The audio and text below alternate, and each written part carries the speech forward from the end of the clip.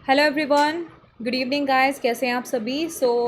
आज हम करने वाले हैं एसएससी सीजीएल का all India weekly live test tier 2 का जीए वीडियो सॉल्यूशन। और इसकी खास बात यह है कि आपका न्यू पैटर्न बेस्ड टेस्ट था जो अभी आपका 24 एंड 25 सितंबर को ये हुआ।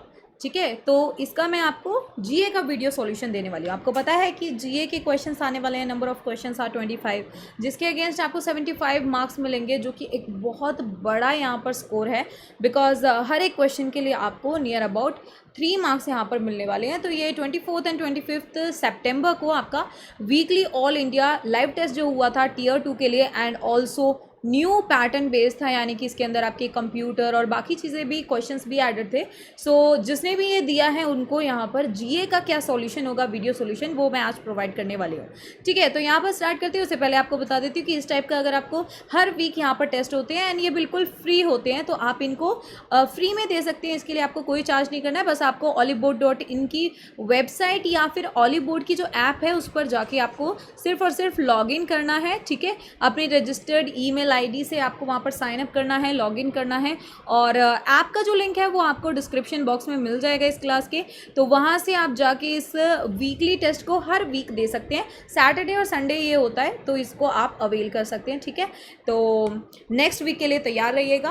फर्स्ट क्वेश्चन यहाँ पर आ चुका है जो आज के आपके वीकली टेस्ट में पूछा गया था। विच of the following statement is not true for president rule. President rule क्या होता है कि जो आपका राष्ट्रपति शासन जब लगता है अकॉर्डिंग टू आर्टिकल 360 यहाँ पर बोल रहा है। And you know that article 360 की कौन सा प्रेसिडेंट रूल के बारे में बताता है कि प्रेसिडेंट रूल लगेगा, लेकिन आर्टिकल 360 जो है ये रिलेटेड टू फाइनेंशियल इमरजेंसी है, वित्तीय आपातकाल के रिगार्डिंग है। तो यहाँ पर ऑप्शन आपको क्या दिए हुए हैं? It has no effect on fundamental rights. Fundamental rights, मौलिक अधिकारों पर कोई प्रभाव नहीं होगा। ज़्यादा से ज़्यादा इसकी जो अधिकतम अवधि होगी संचालन के लिए वो 2 वर्ष की होगी, यानी कि शासन जो लगेगा वो ज़्यादा से ज़्यादा 2 साल के लिए लग सकता है। Parliament can approve the proclamation और continuation of the rule through simple majority. संसद जो है साधारण बहुमत से शासन की उद्घोषणा या जारी रखने का अनुमोदन कर सकती है, या फिर राज्यपाल और संसद के जितने भी पार्लियामेंट जो है वो किसी भी एक राज्य का राज्यपाल या फिर संसद इसके रिगार्डिंग कोई भी कानून बना सकते हैं। देखो यहाँ पर आपका ये चीज़ करेक्ट है कि इसका जो प्रभाव होता है वो आपका मौलिक अधिकारों पर नहीं पड़ता। यहाँ पर पूछ रहा है विच इज़ नॉट ट्रू, तो इसमें से क्या होगा आंसर? जो यहाँ पर गलत है वो ये चीज़ है कि maximum period of operation is 2 years, जबकि ये गलत है। देखो स्टार्टिंग में इसको 6 महीने के लिए लगाया जाएगा, लेकिन मैक्सिमम इसको कब तक एक्सटेंड कर सकते हैं? 3 सालों के लिए, विद इंटरवल्स एवरी 6 मंथ, यानी कि हर 6 मंथ के लिए उसको हर 6 महीने के लिए आगे बढ़ाते चले जा सकते हैं। और मैक्सिमम कितने टाइम तक ये बढ़ाते जा सकते हैं? हर 6 महीने बढ़ाते बढ़ाते मैक्सिमम 3 साल के लिए, अधिकतम 3 साल के लिए। ठीक है, तो यहाँ पर याद रखना कि सबसे पहली ज़रूरत होती है कि आपका संसद की तरफ से इसके रिगार्डिंग अप्रूवल आना चाहिए, इसके रिगार्डिंग यहाँ पर परमिशन आना चाहिए, उनकी तरफ से अनुमति आनी चाहिए संसद की तरफ से। और अगर कहीं पर भी किसी भी स्टेट के अंदर आपको क्या लगाना है? प्रेसिडेंट रूल लगाना है। ये अंडर विच आर्टिकल आता है प्रेसिडेंट रूल? बेसिकली ये अंडर आता है आपका स्टेट इमरजेंसी। अगर किसी भी स्टेट के अंदर, राज्य के अंदर आपको प्रेसिडेंट रूल लगाना है तो इसको बोलते हैं स्टेट इमरजेंसी। और ये कौन से आर्टिकल के अंडर आती है? आर्टिकल 356 के अंडर आती है। तो ये याद रखना। ठीक है, यहाँ पर क्या बोला गया? देखो 3 तरीके की आपकी क्या होती है? इमरजेंसीज होती है। एक होती है आपकी नेशनल इमरजेंसी, यानी कि आपके राष्ट्र के अंदर क्या लगा दिया? राष्ट्रीय आपातकाल। ये किस केस में लगेगा? कोई युद्ध की या फिर कोई आंतरिक दंगों की अगर आशंका है तो लगा दिया जाएगा अकॉर्डिंग टू द आर्टिकल 352। ठीक है, 352 अनुच्छेद के तहत। फिर आती है आपकी दूसरे टाइप की, इसको बोलते हैं मैम स्टेट इमरजेंसी, या फिर इसको अदर वर्ड्स में बोला जाता है राष्ट्रपति शासन। जब भी किसी स्टेट यानी कि राज्य की सरकार काम करने में सक्षम नहीं होती है तो वहाँ का जो गवर्नर है, राज्यपाल है, वो वहाँ पर स्टेट इमरजेंसी के लिए पार्लियामेंट के उधर, प्रेसिडेंट के उधर इस चीज़ की अर्जी डाल सकता है। और वहाँ पर ऐसे केस में राष्ट्रपति शासन जो है वो लागू हो जाता है। फिर वहाँ पर एडमिनिस्ट्रेशन, प्रशासन कौन देखेगा? राष्ट्रपति देखेगा। ये कौन से आर्टिकल में बोला गया? आर्टिकल 356 में। और यहाँ पर जो आपका फाइनेंशियल इमरजेंसी यानी कि वित्तीय आपातकाल, ये तीसरे तरीके का एक आपातकाल होता है जिसके बारे में दिया होता है कि अगर कोई भी वित्तीय से जुड़ी हुई आपातकाल जो है वो कौन से आर्टिकल के अंडर आएगा? आर्टिकल 360 के अंदर। आर्टिकल आर्टिकल 356 के तहत स्टेट इमरजेंसी बहुत बार लग चुका है, नेशनल इमरजेंसी अभी तक सिर्फ 3 बार लगा है, 3 टाइम्स। एंड गजब की बात यह है कि फाइनेंशियल इमरजेंसी जो है, वित्तीय आपातकाल जो है, अभी तक हमारे देश के अंदर लगा ही नहीं है, 0 टाइम्स लगा है। ठीक है, तो यहाँ पर आपको याद रखना है कि जब भी किसी स्टेट के अंदर प्रेसिडेंट रूल यानी कि राष्ट्रपति शासन लगाना होता है, तो ऐसे में उसको दोनों ही सदनों की तरफ से, संसद के दोनों सदनों की तरफ से क्या करना होता है, उसको 2 महीने इसके इशू हुए, यानी कि 2 महीने के अंदर इशू हुए, 2 महीने के अंदर अंदर इसको अप्रूवल चाहिए होता है, अनुमति चाहिए होती है प्रेसिडेंट रूल के लिए। अप्रूवल जो है ये सिंपल मेजॉरिटी से लाया जा सकता है, यानी कि साधारण बहुमत। साधारण बहुमत क्या होता है कि जितने भी वहाँ पर इसके लिए रिगार्डिंग जो वोट डले हैं या जितने भी लोगों ने यहाँ पर वोट किया है, तो यहाँ पर 51% इसके लिए क्या आना चाहिए, इसके लिए येस आना चाहिए। यानी कि जितने भी आधे लोग हैं, आधे लोग से 1% ज़्यादा, ये क्या होती है, सिंपल मेजॉरिटी। ऐसी एक और स्पेशल मेजॉरिटी होती है, वो क्या होती है, वो होती है 2/3। यानी कि सपोज करिए अगर 100 लोग वहाँ पर बैठे हैं पार्लियामेंट के अंदर, संसद के अंदर, और उनमें से 51 लोगों ने बोला किसी इस प्रस्ताव के लिए हाँ, तो ये प्रस्ताव पारित कर दिया जाएगा। और अगर 2/3 मेजॉरिटी, जिसको हम स्पेशल मेजॉरिटी यानी कि विशेष बहुमत कहते हैं, इसमें क्या होता है, अगर 100 लोग बैठे हुए हैं तो ये कहेगा उसके 2/3 यानी कि 66 लोगों की तरफ से उस प्रस्ताव के लिए हाँ आना चाहिए, यानी कि 66 लोग। तो 66 लोग वाली तो आपकी स्पेशल मेजॉरिटी विशेष बहुमत कहलाता है, और 51 वाला क्या कहलाता है, ये आपका साधारण बहुमत कहलाता है। तो इसके लिए कैसा अप्रूवल चाहिए, साधारण बहुमत चाहिए इसके लिए, इसको पारित करने के लिए। नेक्स्ट यहाँ पर आता है कि राष्ट्रपति शासन जो है वो शुरुआत में 6 महीने के लिए लगाया जाता है, बाद में इसको बढ़ाया जा सकता है मैक्सिमम कितने टाइम तक के लिए, 3 सालों के लिए, अगर यहाँ पर संसद की तरफ से क्या आता है, संसद की तरफ से यहाँ पर अप्रूवल आता है, अनुमति आती है, और हर 6 महीने में यहाँ पर संसद से अप्रूवल लेना पड़ेगा, लेकिन मैक्सिमम 3 साल तक जा सकता है, उससे ज़्यादा नहीं। नेक्स्ट क्वेश्चन देखते हैं। नेक्स्ट क्वेश्चन है यहाँ पर, which of the following statement is incorrect regarding tropical evergreen forest, यानी कि इनमें से कौन सी चीज़ जो है वो इसके रिगार्डिंग क्या है। ट्रॉपिकल ग्रीन फॉरेस्ट किसे कहते हैं, उष्णकटिबंधीय सदाबहार वन को कहा जाता है। तो इसके रिगार्डिंग क्या पूछ रहा है कि इनमें से कौन सी स्टेटमेंट जो है ऐसी वो इनकरेक्ट है। क्या फर्स्ट स्टेटमेंट इनकरेक्ट है, सेकंड इनकरेक्ट है, थर्ड इनकरेक्ट है। देखो यहाँ पर आपको ऑप्शन दिए हुए हैं कि सिर्फ पहली इनकरेक्ट है, दूसरा ऑप्शन कह रहा है दूसरी और तीसरी इनकरेक्ट है, तीसरा कह रहा है यहाँ पर ऑप्शन की सिर्फ तीसरा यहाँ पर क्या है, गलत है, बाकी सब सही है, और चौथा कह रहा है कि यहाँ पर ये पहला, दूसरा और तीसरा ये तीनों क्या है, तीनों के तीनों यहाँ पर गलत है। अब इधर आंसर क्या हो जाएगा, तो इधर आंसर याद रखना सिर्फ यहाँ पर जो पहला है, यानी कि these forest are found only in Malaysia and Indonesia, Asia के अंदर सिर्फ मलेशिया और इंडोनेशिया में पाए जाते हैं, ऐसा गलत है क्योंकि इंडिया में भी पाए जाते हैं। तो यहाँ पर आंसर हो जाता है आपका, मैं टिक लगा देती हूँ, ओनली फर्स्ट ओनली। ये दोनों चीज़ें जो हैं ये क्या है, यहाँ पर करेक्ट है, क्योंकि ये क्या होता है, ये रीजन वार्म होता है और पूरे साल ये कैसा रहता है, ये पूरे साल यहाँ पर वेट रहता है, यानी कि इसको बारिश काफ़ी मिलती है। देखो एवरग्रीन फॉरेस्ट वही हुआ ना जिसको यहाँ पर भरपूर मात्रा में बारिश मिल रही है, इसीलिए सदाबहार वन होते हैं। तो यहाँ पर आपके ट्रॉपिकल एवरग्रीन फॉरेस्ट जो होते हैं, यहाँ पर हैवी रेनफॉल एरियाज होते हैं, यानी कि जहाँ पर बहुत ज़्यादा बारिश जो है वो देखी जाती है। और जनरली आपको पश्चिमी घाट यानी कि वेस्टर्न घाट जो है वो वाला एरिया, वेस्टर्न घाट वाला एरिया कौन सा होता है, अगर मैं भारत का नक्शा कुछ इस हिसाब से बनाऊँ तो ये जो हमारा इस साइड का है इसको बोलते हैं वेस्टर्न घाट रेंज, और जो इस तरफ पूर्वी क्षेत्र में पड़ता है उसको बोलते हैं ईस्टर्न घाट्स। तो वेस्टर्न घाट वाले एरिया में यहाँ पर काफ़ी प्रचुर बारिश के कारण, रेनफॉल की वजह से यहाँ पर आपको ट्रॉपिकल एवरग्रीन फॉरेस्ट देखने को मिलेंगे। इसके अलावा जो लक्षद्वीप, अंडमान एंड निकोबार और कुछ असम और तमिलनाडु के तट के किनारे, कुछ जो असम के ऊपरी भाग है वहाँ पर भी आपको देखने को मिलेगा, और तमिलनाडु जो इधर उसका किनारा है, पूर्वी किनारा है, वहाँ पर भी देखने को मिलेगा। अदरवाइज सबसे ज़्यादा प्रीडोमिनेंटली सबसे ज़्यादा मात्रा में ये आपके पश्चिमी घाट में पाए जाते हैं। सबसे खास बात ये होती है कि इनका जो एरिया होता है इसमें 200 सेंटीमीटर से ज़्यादा की क्या मिलती है, रेनफॉल मिलती है। बारिश यहाँ पर काफ़ी ज़्यादा आती है with a short dry season, यानी कि यहाँ पर बहुत कम ऐसा समय होता है जब यहाँ पर बारिश, उस दौरान बारिश कम होती है, अदरवाइज यहाँ पर लगातार इनको बारिश मिलती रहती है। यहाँ पर के जितने भी ट्रीज होते हैं, पेड़ जो होते हैं, उनकी जो ऊंचाई होती है वो 60 मीटर और उससे भी कहीं ज़्यादा होती है बहुत सारे ऐसे पेड़ों की। फिर उसके अलावा ये जो पूरा क्षेत्र है ये वार्म और wet throughout the year रहता है, यानी कि थोड़ा सा इसमें गर्मी भी रहती है हल्की सी, और कैसा रहता है, गीला भी रहता है। टेम्परेचर ये गीला मतलब इसको रेनफॉल बारिश बहुत ज़्यादा मिलती है, लेकिन ऐसा नहीं है कि बहुत ज़्यादा ठंडा रहता है, ये इसका टेम्परेचर जो है वो ठीक रहता है, वार्म भी रहता है, जिसकी वजह से यहाँ पर क्या होता है कि पानी और यहाँ पर सनलाइट जो है और जो वार्म जो चाहिए होता है, जो गर्माइश चाहिए होती है, वो यहाँ के पेड़ पौधों को मिलती रहती है, जिसकी वजह से यहाँ पर बहुत तरीके का आपको क्या देखने को मिलेगा, वेजिटेशन देखने को मिलेगा, प्लांट्स वगैरह आपको पेड़ देखने को मिलेंगे। यहाँ पर आपको बहुत सारे अलग अलग टाइप की घास और बहुत सारी चीज़ें, यहाँ पर वेजिटेशन काफ़ी ज़्यादा देखने को मिलेगा, और मल्टी लेयर स्ट्रक्चर, मतलब कि दूर दूर तक सिर्फ हरियाली दिखेगी आपको।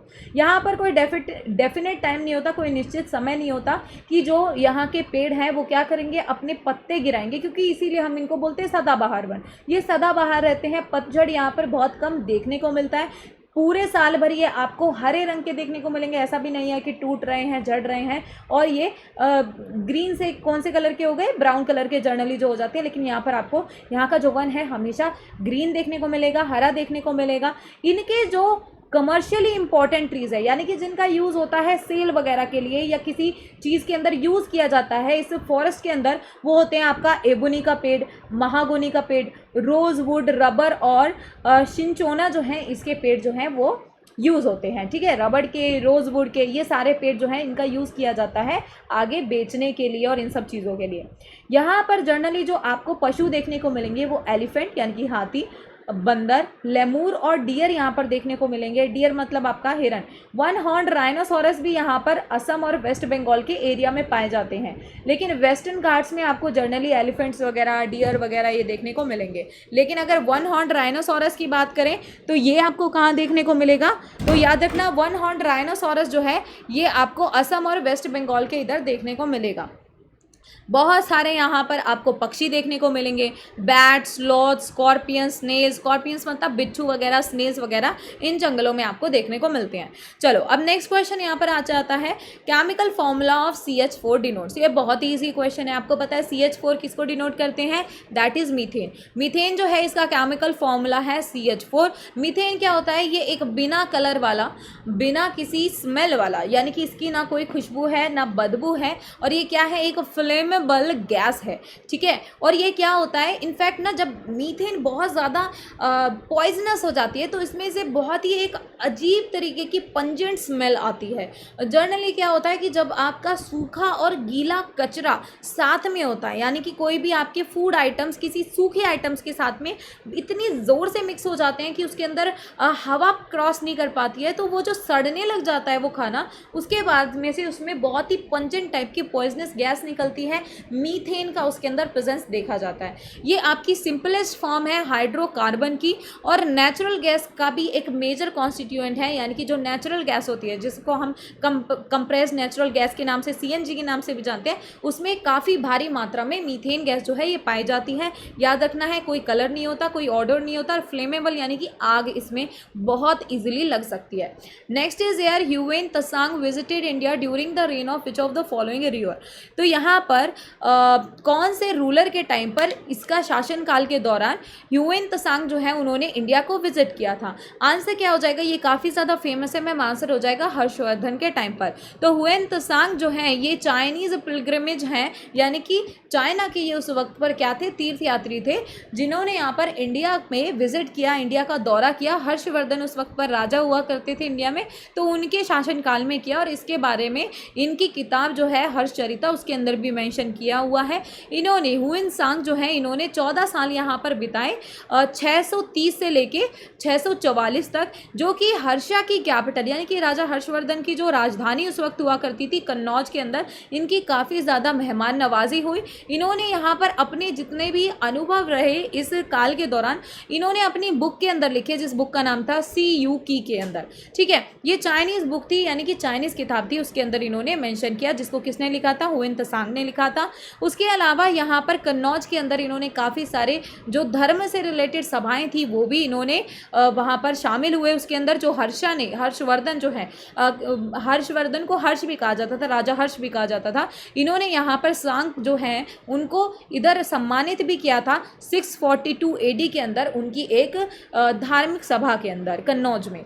Next is there which of the following state government has launch Panch Amrit Yojana with an aim of doubling farmers income. यहाँ पर कौन से स्टेट गवर्नमेंट ने पंच अमृत योजना जो है वो यहाँ पर लाया है और ये क्या कर रहे हैं, फार्मर्स की जो इनकम है यानी कि जितने भी किसान हैं उनकी इनकम बढ़ाना चाहते हैं। तो आंसर क्या हो जाएगा, आंसर हो जाएगा उत्तर प्रदेश। तो उत्तर प्रदेश के अंदर ये पंच अमृत जो ये योजना है इसके अंदर 5 ऐसी टेक्निक और 5 ऐसी अप्रोचेस ली जाएंगी, 5 ऐसे यहाँ पर उपाय या कुछ एक ऐसे मेथड लाए जाएंगे जिसका यूज़ करके यहाँ पर जितने भी किसान हैं उनकी जो आय है उसको दुगना करने का यहाँ पर बीड़ा उठाया है उत्तर प्रदेश सरकार ने। इन 5 अप्रोचेस में से आपको याद रखना है कि क्या इन्होंने बोला कि सिंचाई कैसी होगी, ड्रिप का यूज़ करके, यानी कि यहाँ पर ज़्यादा वेस्टेज ऑफ वाटर नहीं होगा, ऐसा नहीं होगा कि बहुत ज़्यादा पानी लग गया या पानी कम रह गया फसलों में। ड्रिप का यूज़ करके पर्याप्त मात्रा में एकदम सही तरीके से सिंचाई करेंगे।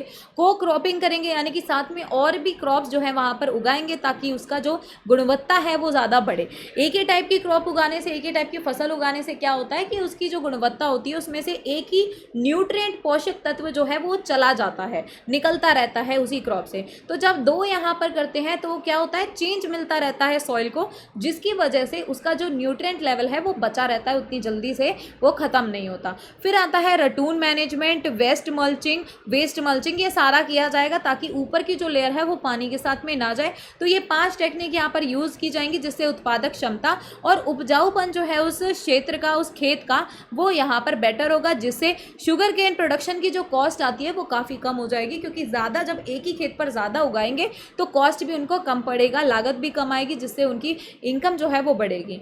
Next is air Thangta dance form is associated which of the following state. ये कौन सी जगह पर थांगटा डांस जो है परफॉर्म किया जाता है, तो आंसर क्या हो जाएगा, मणिपुर के अंदर परफॉर्म किया जाता है।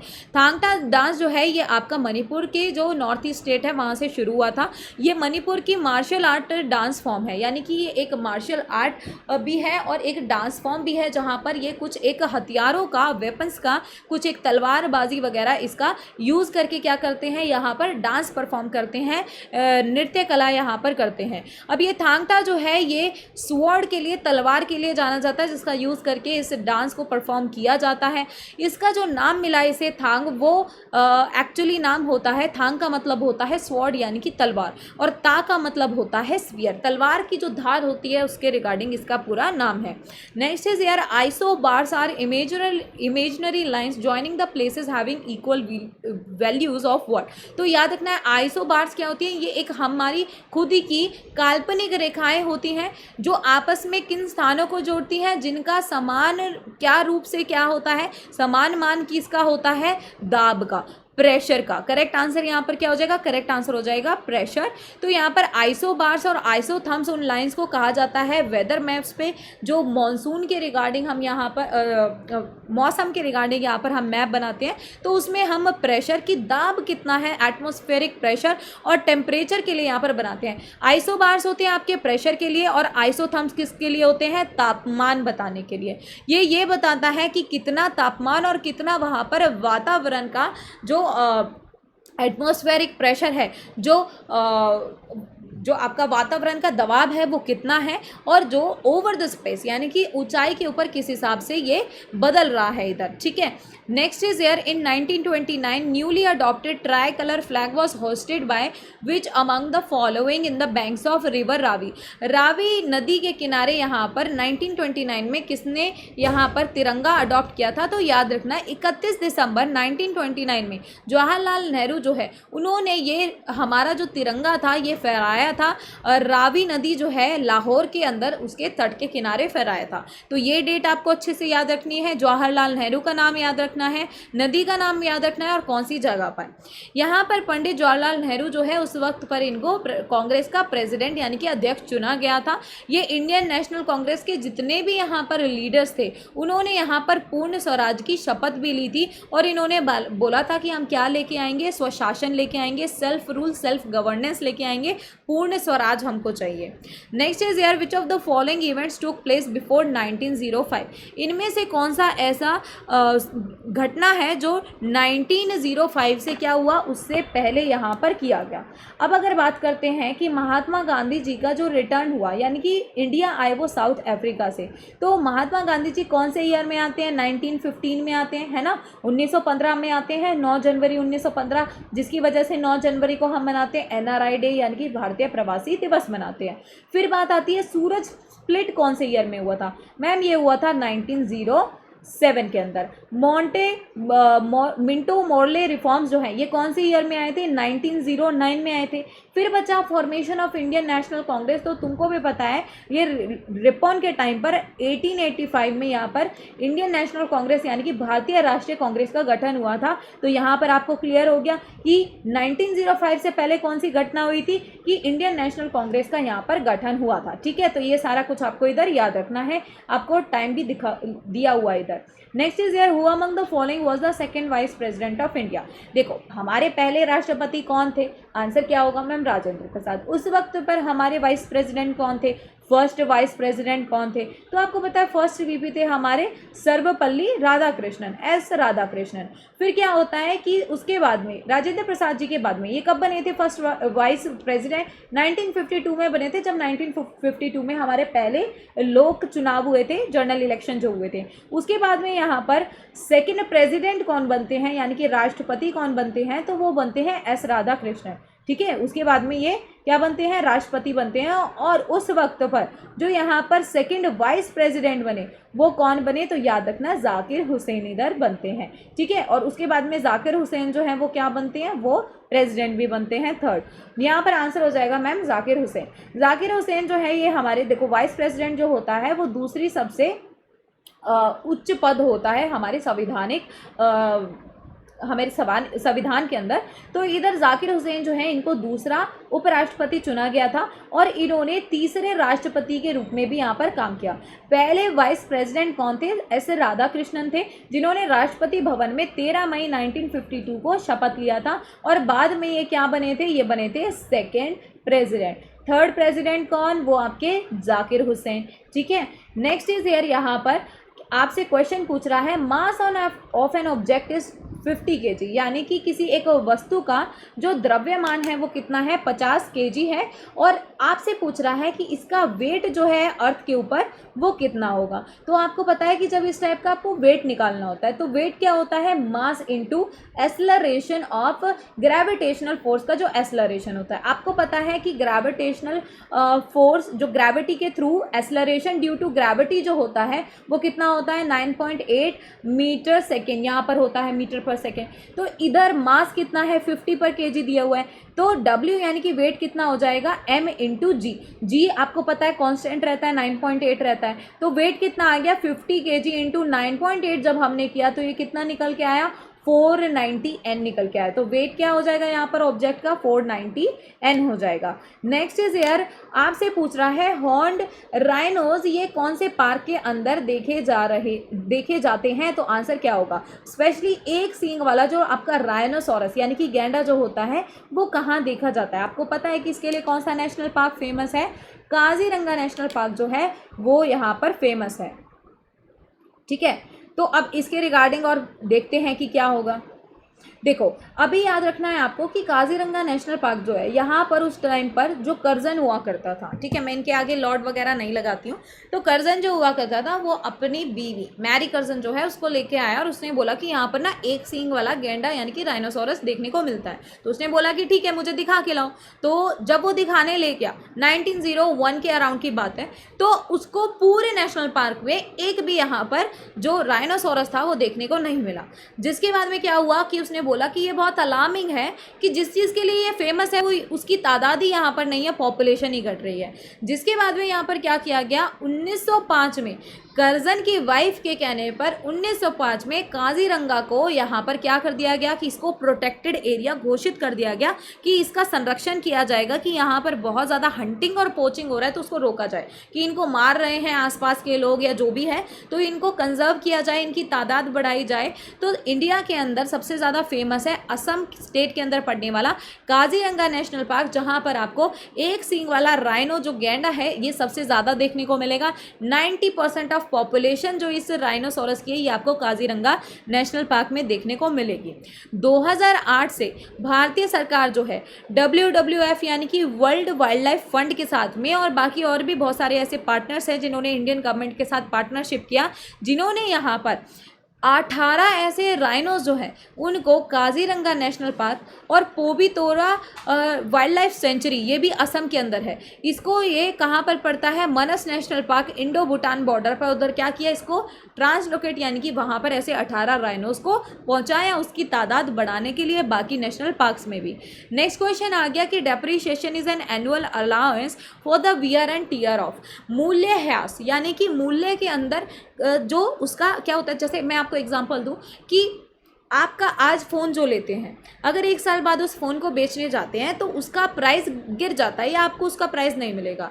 1 साल बाद छोड़िए, अगर आप 1 महीने बाद भी उस फ़ोन को बेचते हैं तो उसमें कुछ एक अमाउंट आपका काट लिया जाता है। क्यों काटा जाता है? इसलिए काटा जाता है कि कुछ टाइम आपने उसको यूज़ किया तो उसका वियर एंड टीयर यानी कि कुछ टूट फूट, कुछ उसका इस्तेमाल करने पर उसकी जो कैपेसिटी है वो कम हुई है, तो इसको क्या बोलते हैं, इसको बोलते हैं मूल्यह्रास, यानी कि उसके प्राइस के अंदर, उसके मूल्य के अंदर जो कमी आई। क्यों? क्योंकि आपने उसको यूज़ किया है, उसका उपयोग किया है और उपयोग करने पर कुछ थोड़ा बहुत टूट फूट उसका इस्तेमाल तो होता है। उसको क्या कहा जाता है, तो याद रखना रॉ मटेरियल के ऊपर होता है, कंज्यूमर गुड पे होता है, फिनिश गुड या फिर कैपिटल गुड। तो याद रखना इकोनॉमिक्स के अंदर वो कैपिटल गुड्स के वियर एंड टीयर को यहाँ पर क्या किया जाता है। कैपिटल गुड्स क्या होते हैं, ये बेसिकली आपके टूल्स या फिर मशीन्स वगैरह होती हैं जिनका इस्तेमाल किया जाता है किसी एक वस्तु के उत्पादन में, ठीक है। तो यहाँ पर कैपिटल गुड्स जो है उसके ऊपर क्या लगाया जाता है, डेप्रिशिएशन उसमें से लेस कर दिया जाता है। जब उसको कुछ एक वक्त हो गया होता है तो कहा जाता है कि ये मशीन जो मैंने आज 5 लाख की ली,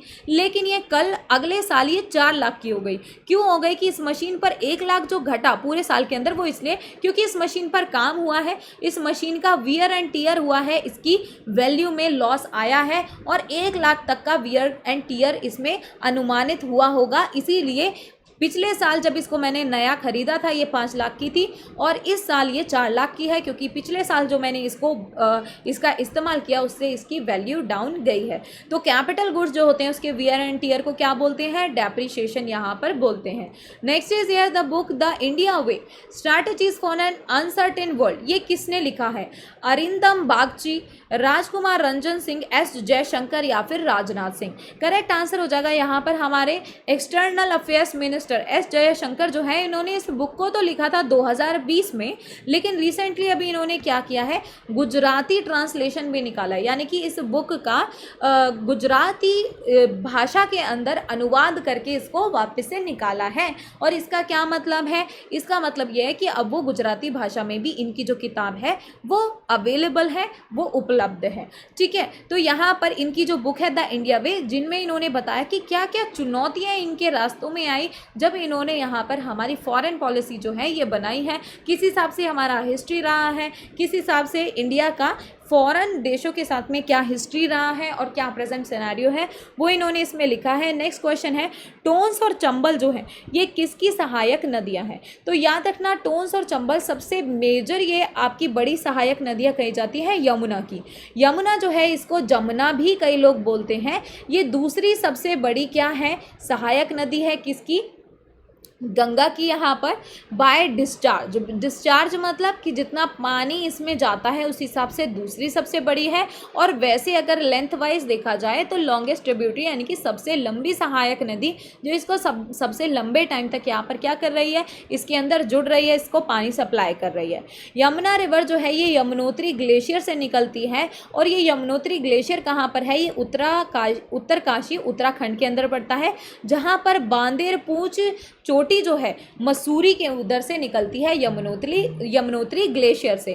तो यहाँ पर आपको याद रखना है कि यमुना रिवर जो है उसकी खुद की जो सहायक नदियाँ हैं जो उसके अंदर आके मिलती है, उसको पानी प्रोवाइड करती है या उसमें आके मिल जाती है, वो है आपकी टोंस, चंबल, हिंदों और बेटवा एंड केन, ठीक है। और कुछ छोटी छोटी ट्रिब्यूटरी भी है इसकी, जैसे गिरी है, सिंध है, उतंगन है, सेंगर है, रिंद भी है, लेकिन जो सबसे फेमस है वो है टोन्स, चंबल, हिंदो, बेटवा, केन।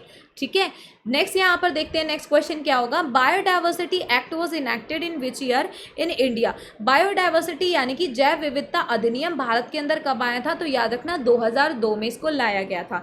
ऐसे ही वाइल्ड लाइफ प्रोटेक्शन एक्ट आया था 1972 में, लेकिन यहाँ पर वाइल्ड लाइफ वन्य जीव के अलावा बायोडाइवर्सिटी यानी कि जितनी भी जैव विविधता है, जितने भी आपके माइक्रो ऑर्गेनिज्म हैं, कोई और भी, सिर्फ एनिमल्स ही नहीं, सिर्फ वन्य जीव ही नहीं, जितनी भी जैव विविधता है, चाहे उसमें हम बात करें तरह तरह की प्रजातियों की, पशुओं की प्रजातियों की या पौधों की प्रजातियों की, किसी भी चीज़ की बात करें, वो बायोडाइवर्सिटी कहलाती है। तो यहाँ पर जितने भी हमारे जैव संसाधन हैं उन सबको क्या किया जाएगा, कंजर्व किया जाएगा। इसके अंदर आपके ट्रीज भी आते हैं, प्लांट्स भी आते हैं, फ्लोरा फाउना सब कुछ आता है। तो इन सबको क्या किया जाएगा, सबको एक तरीके से एक समान इनका संरक्षण किया जाएगा। तो यहाँ पर इंडिया ने कन्वेंशनल बायोलॉजिकल डाइवर्सिटी के अंदर बोला था कि ये जैव विविधता जो हमारी है उसके लिए एक अधिनियम पास किया 2002 में, जिसको पार्लियामेंट संसद ने पारित भी किया, पास भी किया। ठीक है, बायोडाइवर्सिटी क्या होता है, हमारे प्लेनेट, हमारे अर्थ के ऊपर जितने भी जीवन प्रेजेंट हैं, जितनी भी तरीके की चीज़ें ऐसी जीवित हैं, उन सबको बायोडाइवर्सिटी के अंदर कहा जाता है। नेक्स्ट इज यार 42nd constitutional amendment act of 1972 added the 3 words socialist, secular and dash to the preamble of the constitution of India. तो ये हम बहुत अच्छे से जानते हैं, आंसर क्या हो जाएगा कि मैम 42nd कॉन्स्टिट्यूशनल अमेंडमेंट यानी कि आपके 42वें संविधान संशोधन अधिनियम जो 1972 में आया यहाँ पर, तो उसके अंदर क्या 3 वर्ड्स यहाँ पर जोड़े गए थे, तो आंसर क्या हो जाएगा, इनफैक्ट आई थिंक ये 1974 के अंदर आया था, तो याद रखना आंसर हो जाएगा इंटीग्रिटी। इंटीग्रिटी यहाँ पर क्या किया गया, इसके अंदर जोड़ा गया, ये 3 वर्ड्स जोड़े गए। कौन कौन से थे, एक तो था आपका सोशलिस्ट, यानी कि क्या बोला गया कि हम कैसे हैं, यहाँ पर समाजवादी हैं। सोशलिस्ट हैं यानी कि समाज का यहाँ पर हम क्या करते हैं, संरक्षण करते हैं, समाज के लिए हम यहाँ पर काम करते हैं। दूसरा क्या बोला गया, दूसरा बोला गया सेक्युलर, यानी कि हम धर्मनिरपेक्ष हैं, यानी कि किसी भी एक धर्म को हम यहाँ पर क्या नहीं करते हैं, किसी भी एक धर्म को यहाँ पर हम सपोर्ट नहीं करते हैं। इस क्वेश्चन के अंदर थोड़ा सा आपको चेंज करना पड़ेगा। 1976 के अंडर आपका 42nd कॉन्स्टिट्यूशनल अमेंडमेंट एक्ट जो है ये 1976 के अंदर आया था, इसमें कुछ टाइपिंग एरर है। ठीक है, ये आपको याद रखना है। तो 42nd अमेंडमेंट एक्ट 1976 के अंदर जो आता है, इसके अंदर ये 3 वर्ड समाजवादी बोला गया, समाज के लिए काम करेंगे, सामाजिक कल्याण के लिए काम करेंगे। सेक्युलर है यानी कि हम किसी भी एक धर्म में नहीं मानते, हमारे लिए सारे धर्म बराबर हैं, तो हम क्या हैं, धर्मनिरपेक्ष सेक्युलर हैं। इंटीग्रेटेड यहाँ पर क्या था, इंटीग्रेटेड मतलब हम यहाँ पर बात कर रहे थे अखंडता की, कि हम कैसे रहेंगे, अखंडता के साथ रहेंगे, सब एकजुट होकर रहेंगे, अखंडता है, इंटीग्रिटी है। प्रियम्बल जो है ये सिर्फ अभी तक एक ही बार क्या हुआ है, अमेंड हुआ है, इसके अंदर चेंजेस किए गए हैं। प्रियम्बल जो है ये हमारे देश की संविधान के बारे में कुछ एक क्या करता है, उसके बारे में एक हाईलाइट्स टाइप देता है कि हमारा संविधान जो है वो कैसा है, उसके जो सिद्धांत हैं वो कैसे हैं, और यहाँ पर हमारी क्या क्या अथॉरिटीज़ है किस हिसाब से। तो इसने 3 वर्ड्स जोड़े गए, इसमें कब जोड़े गए, 1976 में, और ये सिर्फ एक बार अमेंड हुआ था, कौन से ईयर में, 1976 में, according to the 42nd constitutional amendment. Next यहाँ पर आ गया कि what does R stands for in PM Shri योजना स्कीम। आर का मतलब क्या है, तो याद रखना आर का मतलब है राइजिंग। फुल फॉर्म क्या है, PM का मतलब प्रधानमंत्री, एंड श्री का मतलब S for school, R for rising, SH for schools, R for rising, and I for यहाँ पर इंडिया। तो ये क्या है, स्कूल फॉर राइजिंग इंडिया योजना चलाया गया, यानी कि जो विद्यालय हैं वो किसके लिए, इंडिया का उत्थान करने के लिए, राइजिंग मतलब इंडिया को उत्थान करने के लिए, उसका डेवलपमेंट, उसका विकास करने के लिए। तो यहाँ पर प्राइम मिनिस्टर नरेंद्र मोदी जो है उन्होंने बोला कि ऐसे 14,500 स्कूल जो हैं, जो हमारे विद्यालय जो हैं उनको क्या किया जाएगा, उनका विकास किया जाएगा, उनको अपग्रेड किया जाएगा, यानी कि उनके अंदर जितनी भी तकनीकी विकास है उनको बढ़ाया जाएगा, उनको यहाँ पर बेहतर किया जाएगा पहले से। और ये अपग्रेड जो उन्होंने अनाउंस किया, ये टीचर्स डे पर अनाउंस किया, यानी कि 5 सितंबर 2022 को यहाँ पर हमारा टीचर्स डे हमने इस बार बनाया। तो पद्मश्री स्कूल जो हैं ये एक मॉडर्न ट्रांसफॉर्मेशनल होलिस्टिक मेथड पर बनाए जाएंगे, जहां पर आज की जो ज़रूरतें हैं, यानी कि जितना भी डिजिटलाइजेशन से लेके सब कुछ यहां पर किया जाएगा। नेक्स्ट इज यार, who among the following was the chairman of steering committee. इनमें से कौन से रहे chairman of steering committee. Option है आपके जवाहरलाल नेहरू, सरदार वल्लभ भाई पटेल, राजेंद्र प्रसाद, या फिर आंसर क्या हो जाएगा, BR अम्बेडकर। करेक्ट आंसर होगा राजेंद्र प्रसाद। राजेंद्र प्रसाद जो है यहाँ पर ये स्टीयरिंग कमेटी जो है उसके क्या रहे, ये हेड यहाँ पर रहे। फिर यहाँ पर बहुत सारी कमेटीज किसके आपको नाम दिए हुए हैं। जैसे committee on the rules of procedure, Rajendra Prasad committee rules of procedure के रूल्स की कमेटी के उसके भी क्या थे, चेयरमैन थे। स्टीयरिंग कमेटी के साथ साथ फाइनेंस एंड स्टाफ कमेटी जो बनाई गई थी उसके भी चेयरमैन यही थे। फिर अगर बात करें हम यहाँ पर कि बी आर अम्बेडकर जी किसके चेयरमैन थे, ये ड्राफ्टिंग कमेटी, यानी कि ड्राफ्टिंग कमेटी किसके ड्राफ्टिंग के लिए, किसको बनाने के लिए, संविधान को बनाने के लिए एक ड्राफ्टिंग कमेटी बनाई गई थी कि कॉन्स्टिट्यूशन हमारा जो है उसको कैसे ड्राफ्ट करें, संविधान को कैसे ड्राफ्ट करें। तो बी आर अम्बेडकर जी उसके चेयरमैन थे। उसके अलावा आपको यहाँ पर याद रखना है कि जो हमारी एडहॉक कमेटी थी नेशनल फ्लैग की, उसके chairperson Rajendra Prasad. House committee, residential committee के कौन थे, अलाहाबादी कृष्ण स्वामी अय्यर। हाउस कमेटी यानी कि गृह समिति जो थी उसके थे Pattabhi Sitaramayya. Order of business committee के एम मुंशी, ठीक है। फिर यहाँ पर committee on the functions of constituent assembly की जो हमारी संविधान सभा है वो क्या क्या कार्य करेगी उसके ऊपर जो समिति बनाई गई उसके रखे गए जीवी मावलंकर, ठीक है। फिर स्टेट्स कमेटी यहाँ पर आई। स्टेट्स कमेटी जो आई उसके कौन बनाए गए, वो बनाए गए जवाहरलाल नेहरू जी। उसके अलावा एक सलाहकार समिति बनाई गई आपके मौलिक अधिकारों और जितने भी आपके अल्पसंख्यक जो है, माइनॉरिटीज़ जो हैं, और जितने भी आपके ट्राइबल और एक्सक्लूडेड एरियाज़ हैं, जितने भी जनजातीय और ऐसे आपके क्षेत्र हैं जो यहाँ पर इंक्लूड नहीं होते हैं, उसमें सरदार वल्लभ भाई पटेल जी बनाए गए थे उसके चेयरमैन। फिर माइनॉरिटीज़ सब कमेटी के H C Mukherjee. Fundamental right sub committee जो थी, मौलिक अधिकार के ऊपर एक और सब कमेटी बनाई गई, उसके जे बी कृपलानी बनाए गए। North east frontier tribal areas, यानी कि जितना भी आपका नॉर्थ ईस्ट यानी कि उत्तर पूर्वी क्षेत्र के लिए असम एक्सक्लूडेड और जितने भी बाकी सारे एरियाज है उसके लिए सब कमेटी के गोपीनाथ बरदोलोई। उसके अलावा यहाँ पर आपको जो याद रखने, ये दो याद रख लेना, यूनियन पावर कमेटी के रहे जवाहरलाल नेहरू और यूनियन कॉन्स्टिट्यूशन कमेटी के भी जवाहरलाल नेहरू क्या बनाए गए, हेड बनाए गए। कॉन्स्टिट्यूएंट असेंबली जो थी उसके प्रेसिडेंट चेयरपर्सन कौन थे, वो थे राजेंद्र प्रसाद। नेक्स्ट यहाँ पर है who won the Emmy award for his narration in the Netflix documentary our great national park. किसने यहाँ पर नेटफ्लिक्स की जो डॉक्यूमेंट्री है आर ग्रेट नेशनल पार्क उसका क्या किया, नरेशन यहाँ पर किया, उसको लिखा। तो आंसर क्या हो जाएगा, आंसर हो जाएगा यहाँ पर बराक ओबामा, जो हमारे पहले यूएस के राष्ट्रपति रह चुके हैं और लगातार 2 टर्म्स यानी कि 2 बार ये शासन काल में रह चुके हैं। 2 टर्म्स के लिए क्या रहे थे, ये प्रेसिडेंट रहे थे। और याद रखना यूएस जो है उसके अंदर ये प्रावधान है कि कोई भी राष्ट्रपति जो है वो वहां पर 2 काल तक ही यानी कि 2 बार ही क्या बनाया जा सकता है, अपने 2 टर्म्स ही पूरे कर सकता है, ठीक है। तो एक बार एक टर्म और फिर दूसरा टर्म, इन्होंने दोनों टर्म यहाँ पर कंप्लीट करने वाले ये यहाँ पर रिसेंट के राष्ट्रपति रहे हैं। इनको क्या मिला, एमी अवार्ड मिला। किसके लिए मिला, इनकी जो नरेशन थी यानी कि जो इन्होंने यहाँ पर अपना एक नोवेल कहें या एक अपनी कहानी जो लिखी थी उस पर एक नेटफ्लिक्स की डॉक्यूमेंट्री बनाई गई, उसका नाम रखा गया our great national park. Obama जो है उनके यहाँ पर ऑलरेडी उनके पास 2 ग्रैमी अवार्ड है और यहाँ पर उन्होंने इस टाइप का एमी अवार्ड भी जो है वो जीता है। ड्वेलाइट डी एइज़नहावर जो है ये फर्स्ट यूएस प्रेसिडेंट थे जिनको एमी अवार्ड मिला था 1956 में, और उसके बाद में आपके बराक ओबामा हैं जिनको यहाँ पर ये अभी रिसेंटली मिला है।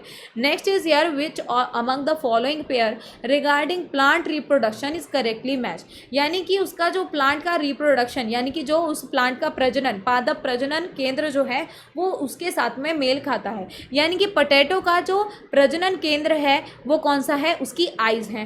रोज जो है, रोज का कौन सा बोला कि स्पोर्स है। फिर यहाँ पर फंगी बोला, फंगी का कौन सा है, फ्रेगमेंटेशन जो है, विखंडन है, वो क्या होता है, उसका प्रजनन पार्ट होता है, प्रजनन भाग होता है। एल्गाई जो है उसमें बड होता है, तो आपको पता है एल्गाई में तो बड होता ही नहीं है। रोज जो है उसका क्या होता है, बड होता है, यानी कि वो कहाँ से रिप्रोड्यूस करता है, उसका जो बड होता है, मुकुल जो होता है उससे रिप्रोड्यूस करता है, प्रजनन करता है। तो आंसर करेक्ट होगा यहाँ पर आइस पोटैटो। पोटैटो की आइस क्या होती है, इस टाइप का, ये आप एरिया देखते हैं इस टाइप से, ऐसे कुछ गड्ढे टाइप पड़े होते हैं, है ना, ब्लैक ब्लैक कलर के, इनको क्या बोला जाता है, इनको बोला जाता है आइज ऑफ पोटैटो, पोटैटो की आंख बोला जाता है। और ये बेसिकली क्या होता है, ये इसका रिप्रोडक्शन यानी कि प्रजनन केंद्र होता है, ठीक है। तो आइज जो होती है वो क्या होती है, प्रजनन केंद्र होती है पोटैटो की, आलू वहाँ से प्रजनन होता है आलू का। फिर आप देखते हैं ना कि कई बार इनमें आपके स्प्राउटेड टाइप आ जाते हैं, इस टाइप का, है ना, स्प्राउट्स निकल आते हैं इसके अंदर, वो क्या होते हैं, वो इसका रिप्रोडक्शन का केंद्र होता है। फिर आता है रोज़ का रिप्रोडक्शन का केंद्र होता है बड। बड क्या होता है, इस टाइप से आप देखते हैं जो कली है, फिर ये जब ये खुलती है तब इसमें से रोज़ निकलता है। तो एक जो ये यहाँ पर बड टाइप ये कली जो होती है इसको क्या बोलते हैं, इसको बोलते हैं, बड को बोलते हैं, इसका रिप्रोडक्शन केंद्र है। उसके बाद में ये इससे क्या बनता है, उसके बाद में ये इससे फ्लावर बनता है, ठीक है, उसके बाद में इससे क्या निकलता है, फ्लावर निकलता है। ठीक है, ये याद रखना। फिर क्या है आपका फंगाई का, क्या होता है फंगाई का, इधर होता है फ्रेगमेंटेशन के थ्रू। एल्गाई क्या होता है, एल्गाई का होता है स्पोर्स। एल्गाई कैसे होता है, स्पोर्स। तो बेसिकली यहाँ पर आप दो चीज़ें देखेंगे, जैसे कि आपका क्या है पोटैटो का है आइस, और दूसरा क्या है फंगाई जो है उसका क्या होता है फ्रेगमेंटेशन होता है। तो यहाँ पर ये दो चीज़ें जो हैं यहाँ पर इसके अंदर करेक्ट दी हुई है। तो इसके रिगार्डिंग आगे शायद इन्होंने ऑप्शंस दिए होंगे, शायद मैं ऑप्शंस नहीं डाल पाई हूँ, कुछ तो यहाँ पर दिक्कत है जो मैं कवर नहीं कर पाई। नेक्स्ट इज यार विच ऑफ द फॉलोइंग, लेकिन आपको याद रखना है कि प्लांट रिप्रोडक्शन के लिए यहाँ पर आइस पोटैटो और ये फ्रेगमेंटेशन फंगी वाला यहाँ पर करेक्ट है। ठीक है, और यहाँ पर क्या बोला था फ्रेगमेंटेशन फंगी, और ये दोनों करेक्ट है। तो शायद इसमें आपका 1 और 3 दिया होगा, मैं यहाँ पर कवर नहीं कर पाई हूँ 1 और 3। ठीक है, नेक्स्ट है यहाँ पर which of the following team won the gold medal in men's category in international chess olympiad, जो अभी चेन्नई में हुआ अगस्त 2022 में। 10 अगस्त को ये खत्म हुआ, शुरू हुआ था ये 28 जुलाई को आपका। ठीक है, और यहाँ पर गोल्ड मेडल किसने जीता है, यानी कि इसमें टॉप कौन सी यहाँ पर टीम आई है। तो आंसर यहाँ पर क्या हो जाएगा, आंसर हो जाएगा कि मैम इसमें कौन सी टीम टॉप पे रही, इसमें टॉप पे रही उज़्बेकिस्तान। ठीक है, ये आपको याद रखना है, क्या हो जाएगा आंसर यहाँ पर, उज़्बेकिस्तान किस में रही, टॉप पर रही, ये आपको याद रखना है इधर। ओके, तो उज़्बेकिस्तान जो है इसने किसको हराया था, उज़्बेकिस्तान ने यहाँ पर हराया था अर्मेनिया को। पहले क्या हो गया था, इनका टाई हो गया था, और उसके बाद में उज़्बेकिस्तान जो है टाई ब्रेकर राउंड में अर्मेनिया से आगे निकल गया। इंडिया जो रहा वो 3rd नंबर पे रहा, ब्रॉन्ज जीता है। ठीक है, अब यहाँ पर याद रखना है इस बार का चेस ओलंपियाड 44 नंबर का था, जिसको प्राइम मिनिस्टर नरेंद्र मोदी ने चेन्नई तमिलनाडु के अंदर क्या किया, इसको होस्ट किया। इसका जो मैस्कॉट था वो, इसका मैस्कॉट क्या रहा, तो याद रखना इसका जो मैस्कॉट था वो रहा थम्बी। थम्बी एक क्या था, थम्बी जो एक मैस्कॉट था, ये एक हॉर्स था जिसने हाथ जोड़े हुए थे, और क्या पहनी हुई थी, एक इसने नीचे धोती पहनी हुई थी और ऊपर शर्ट पहनी हुई थी। तो शर्ट एंड धोती वाला एक घोड़ा था जिसको थम्बी बुलाया गया, और इसने नमस्ते का पोज बनाया हुआ था, और इसकी शर्ट पे लिखा हुआ था चेस बिली। ठीक है, अब यहाँ पर आपको क्या याद रखना है कि ये एंड कब हुआ, 9 अगस्त को ये एंड हो गया। यहाँ पर 3 टीम जो है उन्होंने पार्टिसिपेट किया, विमेन सेक्शन के अंदर, मेन सेक्शन के अंदर फ्रॉम इंडिया। ठीक है, तो इंडिया की जो बी टीम थी, जिसके अंदर जो भी आपके मेल्स थे, D Gukesh, R Praggnanandhaa, Raunak Sadhwani and Adhiban, इन्होंने यहाँ पर ब्रॉन्ज मेडल जीता है। किसको हरा के, जर्मनी की टीम को हरा के। विमेन सेक्शन जिसको बोला गया ए टीम, तो ये विमेन टीम थी, इन्होंने भी क्या जीता, ब्रॉन्ज मेडल जीता। और इसके अंदर कौन कौन थी, इसके अंदर थी वैशाली, कोनेरू हम्पी, तानिया सचदेव एंड भक्ति कुलकर्णी। ठीक है, तो भक्ति, वैशाली, कोनेरू एंड तानिया, इन्होंने मिलके यहाँ पर क्या जीता, इन्होंने यहाँ पर मिलके जीता जो ब्रॉन्ज मेडल विमेंस सेक्शन के अंदर इंडिया ने। ये वैसे तो गोल्ड मेडल के लिए यहाँ पर फाइनल्स में गई थी, लेकिन क्या हो गया, ये यूएसए से यहाँ पर हार गई 1-3 से। तो यहाँ पर ये फाइनल्स के लिए गोल्ड मेडल के लिए जा नहीं पाई, और ये लास्ट में 3rd आई, यहाँ पर जितने भी इन्होंने गेम्स के लिए 3rd आई, तो ब्रॉन्ज मेडल जीत पाई। उज़्बेकिस्तान की टीम यहाँ पर 14th सीडेड थी, यानी कि जिसने 14 राउंड्स जो हैं जीते टूर्नामेंट के अंदर, उसने गोल्ड मेडल जीता मेंस सेक्शन के अंदर। और अर्मेनिया जो है उसने क्या जीता, सिल्वर मेडल जीता। नेक्स्ट इज यार विच of the following is an example of capital good and in economy. मैंने आपको बताया कैपिटल गुड कौन से होते हैं, वो होते हैं, देखो 2 तरीके के गुड होते हैं। एक आपके होते हैं कंज्यूमर गुड, यानी कि जिसका उपभोक्ता क्या करने वाला है, कंज्यूमर। जैसे कि मैं हूँ और मैं कोई चीज़ खा रही हूँ या यूज़ कर रही हूँ, आगे किसी भी प्रोडक्शन के अंदर या उत्पादन के अंदर उसका यूज़ नहीं हो रहा है, तो उसको कंज्यूमर गुड कहेंगे। यानी कि मैंने आके इसको यूज़ कर लिया, जैसे कि ये बोतल है, इस बोतल को मैंने क्या किया, अब ये मेरे घर में है, मैं इसमें पानी डालती हूँ, पानी पीती हूँ, तो मैंने यूज़ कर लिया। मैं इसका यूज़ करके कोई और चीज़ नहीं बना रही हूँ, जिस चीज़ का मैं यूज़ करके कोई और चीज़ बना रही हूँ वो क्या कहलाएगी, कैपिटल गुड। यानी कि उसका इस्तेमाल क्या हो रहा है, उसका इस्तेमाल हो रहा है as a tool, as a machine, किसी और चीज़ का उत्पादन करने में। तो यहाँ पर आपका ब्रेड जो है, ब्रेड आता है, मैं आके खा लेती हूँ, क्या उसका आगे कोई उत्पादन करती हूँ, नहीं। तो ब्रेड आता है कंज्यूमर गुड्स में, इसको बनाया किसके लिए जाता है कि अल्टीमेटली ब्रेड जो है वो जाके क्या हो जाता है, कंज्यूम हो जाता है, यानी कि अल्टीमेटली उसको कोई खा लेता है। ठीक है, फिर आता है आपका कॉफ़ी मशीन। कॉफ़ी मशीन जो होती है, क्या आप कॉफ़ी मशीन को यहाँ पर खा सकते हो, क्या कर सकते हो, कॉफ़ी मशीन का यूज़ होता है मैम कॉफ़ी बनाने के लिए। कॉफ़ी तो हमारा कंज्यूमर गुड है, लेकिन क्योंकि कॉफ़ी एक मशीन है, इसका यूज़ क्या होता है, बड़े पैमाने पर इसका यूज़ होता है कॉफ़ी बनाने के लिए। तो ये क्या है मैम, ये कैपिटल गुड है। राइस जो है ये क्या है, कंज्यूमर गुड है, क्योंकि मैम इसको मैं खा लेती हूँ। फर्नीचर जो है, मैं अपने घर में फर्नीचर लेके आ रही हूँ तो उसको मैं यूज़ कर रही हूँ, तो ये कंज्यूमर गुड है, क्योंकि इसको किसी फैक्ट्री में मैं किसी और चीज़ को बनाने के लिए नहीं बेच रही। तो आपका कॉफ़ी मशीन क्या हो जाएगा, कैपिटल गुड। फाइनल गुड्स जो होते हैं ये 2 कैटेगरी के होते हैं, कैपिटल और कंजम्पशन गुड्स। गुड्स जैसे कि आपके फूड और क्लोथिंग और या कोई ऐसी सर्विसेज जो होती है जो अल्टीमेटली जाके कंज्यूमर उसको क्या करते हैं, उपभोक्ता उसको यूज़ करते हैं, उनको कहा जाता है कंजम्पशन गुड और कंज्यूमर गुड्स, ठीक है। लेकिन जो ऐसे गुड्स होते हैं जिनका काफ़ी ड्यूरेबल कैरेक्टर होता है, जो आगे तक यूज़ किए जाएंगे प्रोडक्शन यानी कि उत्पादन के अंदर उनको यूज़ किया जाएगा उत्पादन प्रक्रिया के अंदर, जैसे कि कोई भी टूल्स, इंप्लीमेंट या मशीन्स वगैरह, जिसका यूज़ करके कोई एक चीज़ जो है वो दूसरी चीज़ में ट्रांसफॉर्म की जा रही है। जैसे कि कॉफ़ी मशीन का यूज़ होता है, कॉफ़ी बीन्स जो होते हैं, कॉफ़ी के जो बीन्स होते हैं उनको कॉफ़ी मशीन में डाल के हम कॉफ़ी बनाते हैं। तो बीच में कॉफ़ी मशीन किसका काम करती है, एक चीज़ को दूसरी चीज़ में बनाने का काम कर रही है। तो ऐसी चीज़ों को क्या बोलते हैं, ऐसी चीज़ों को बोलते हैं जो अपने आप को ट्रांसफॉर्म करने के लिए यूज़ किए जाते हैं, किसी एक चीज़ से दूसरी चीज़ बनाने में यूज़ किए जाते हैं, उनको बोलते हैं कैपिटल गुड्स। नेक्स्ट इज या विच of the following acid is present in ant sting. आपने देखा है कि चींटियों का जो आगे का डंक होता है उसके अंदर कौन सा एसिड, कौन सा अम्ल मौजूद होता है। आपको पता है जब चींटी काट लेती है तो बहुत एक जोर की सेंसेशन होती है और बहुत इरिटेशन होने लग जाती है, जलन होने लग जाती है, बहुत ही इन्फ्लेमेबल यहाँ पर आपको चीज़ महसूस होती है। वो कौन सा एसिड होता है, वो होता है फॉर्मिक एसिड। तो याद रखना एंट्स के यानी कि जो चींटियां हैं उनके डंक के अंदर मैथोनोइक एसिड, जिसको हम फॉर्मिक एसिड कहते हैं। तो अगर मैथोनोइक आता है या फॉर्मिक आता है, दोनों ही करेक्ट है।